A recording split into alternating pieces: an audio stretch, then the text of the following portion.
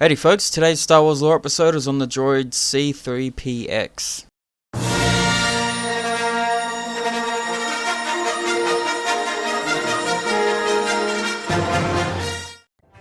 Now, when Cybot Galactica built its famous 3PO range, they essentially created a rod for their own backs.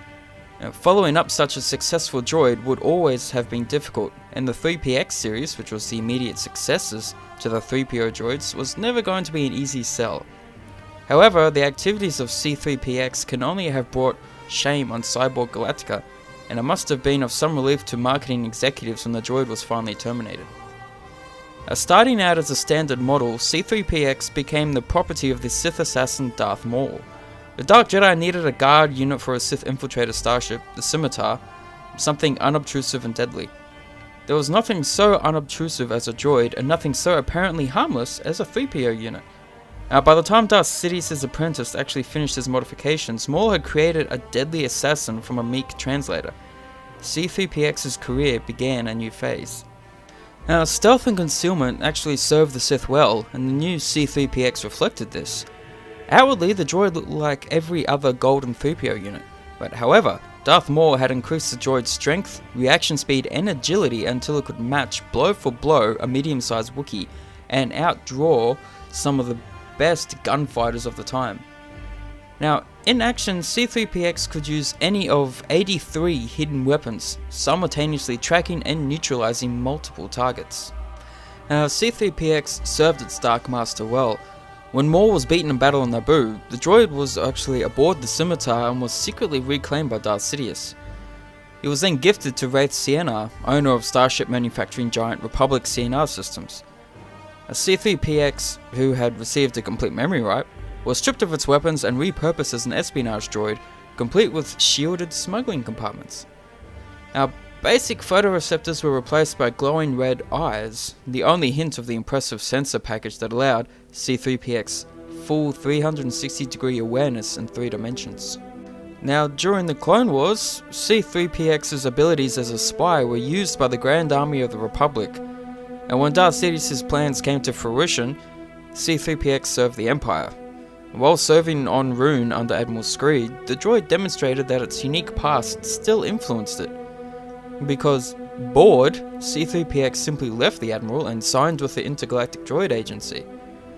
After numerous rental owners and numerous memory wipes, C-3PX was hired by a petty criminal called Oleg Grek. Now, Grek quickly recognized that C-3PX was by no means a standard unit.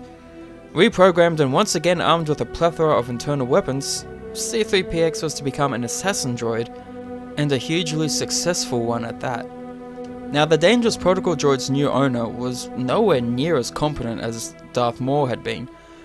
Oleg Grek was strictly small time, though he thought of himself as a master criminal. He collected C-3PX's bounties and lived well from the proceeds. Now, C-3PX quickly began to despise Grek as the droid deeply resented the fact that Grek reaped the rewards of his risk-taking. The Golden Assassin's moment came when Grek's activities led to him having to flee Hosk Station in something of a hurry. Now, upon realizing it was free of Oleg Grek, C-3PX abruptly and painfully left the service of its new master and started doing what it had been programmed to do. Now, C-3PX began working as an assassin, though this time as its own boss. The droid was highly successful in its business ventures, completing one contract after another with terminal efficiency. Now, while PX despised having to act like a mild-mannered protocol droid, the disguise was perfect for gaining access to potential targets. Now, the disguise even worked when PX was dealing with employers, many of whom didn't actually realize that they were dealing directly with the assassin for hire.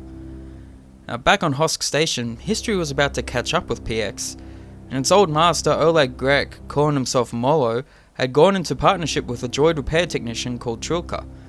Now, using the technician's shop as a front, Grek had begun running illegal droid death matches that were proving quite popular with the unsavory denizens of the station.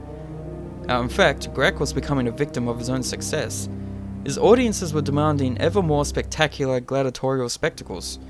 Now, Grek, unfamiliar with success, was actually starting to panic. Now, Grek alerted the system authorities to PX's identity and status as a rogue assassin droid. Posters went up, compromising the droid's ability to operate anonymously and safely. Tracking down Oleg Grek suddenly became a priority for PX as it headed for Hosk Station. After a case of mistaken identity in which C-3PO was believed to be C-3PX, C-3PO's owners finally found the assassin droid and led it to Oleg Grek in time to save C-3PO.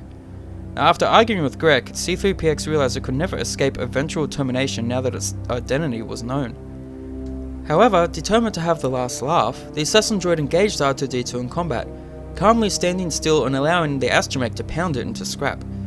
Now, pursued by Hosk Station security and a dangerously disgruntled arena crowd, Oleg Grek lost everything and was forced to flee again. C-3PO and R2-D2 meanwhile were freed. Now, of C-3PX, nothing more is really known after this. Perhaps it found peace in oblivion, or maybe it turned the tables on Grek again by faking its own death so as to be free once more to ply its deadly trade. And that is C-3PX. So if you liked the video, be sure to drop a like, leave a comment to let me know your thought of the video, subscribe for more videos to keep up to date, and as always, I will talk to you all in the next one. Later.